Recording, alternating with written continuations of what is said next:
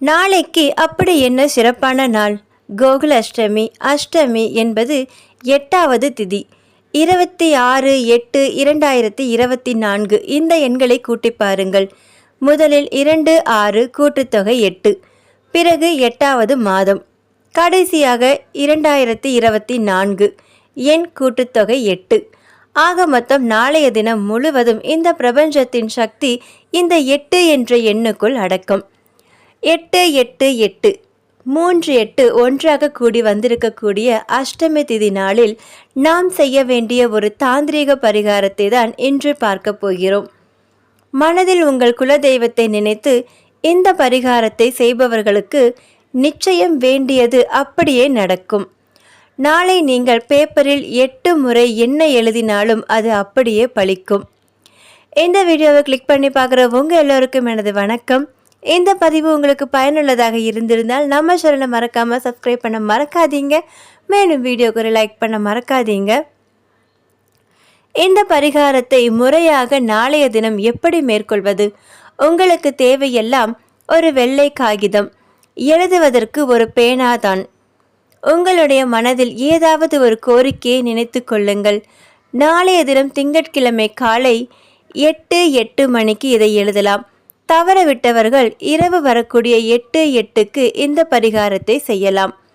பூஜை வேண்டாம், விளக்கு ஏற்ற வேண்டாம், மந்திரங்கள் சொல்ல வேண்டாம். பேப்பர் பேனாவை எடுத்து மன அமைதியான இடத்தில் அமர்ந்து கொள்ளுங்கள். நம்பிக்கை மட்டும்தான் மூலதனம். எந்த நம்பிக்கையாக இருந்தாலும் அதில் குலதெய்வத்தை நினைத்து கொள்ள வேண்டும்.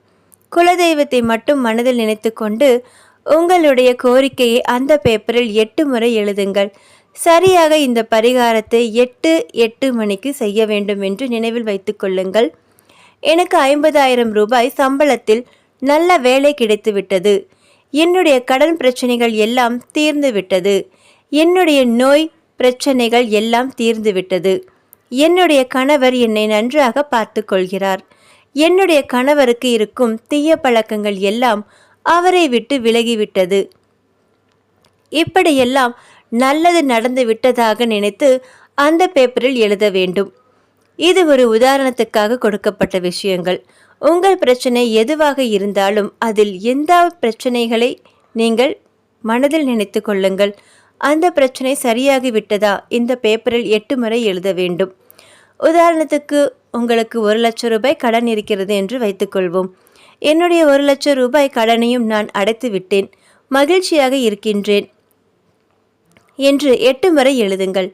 உங்களுக்கு வீடு கட்ட வேண்டும் என்ற ஆசை இருக்கிறதா? நான் அழகான ஒரு வீட்டை கட்டி குடும்பத்துடன் குடியேறி சந்தோஷமாக வாழ்கின்றேன் என்று 8 முறை எழுதலாம். இப்படித்தான் 8 முறை நீங்கள் மனதில் நினைத்து கொண்டிருக்க வேண்டும்.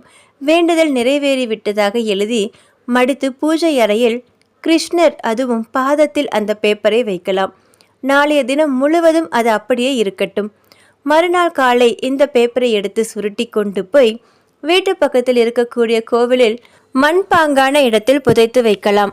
அல்லது உங்கள் வீட்டிலேயே செடி வைத்திருக்கிறீர்கள் என்றால் அந்த செடியில் கொஞ்சமாக மண்ணை தோண்டி இந்த பேப்பரை மடித்து அதற்குள் புதைத்து விடுங்கள். எதுவாக இருந்தாலும் நீங்கள் நினைத்த அந்த வேண்டுதல் நல்லபடியாக நடத்த வேண்டும் என்று நெகட்டிவாக எதையும் அந்த பேப்பரில் சொல்ல வேண்டாம். எந்த அளவுக்கு பாசிட்டிவாக இந்த பரிகாரத்தை செய்கிறீர்களோ அந்த அளவுக்கு கூடிய சீக்கிரம் நீங்கள் அந்த பேப்பரில் எழுதிய விஷயம் நிஜத்தில் நடக்கும். அதுதான் இந்த நாளுக்கு பின்னால் மறைந்திருக்கும் அதிசயம்.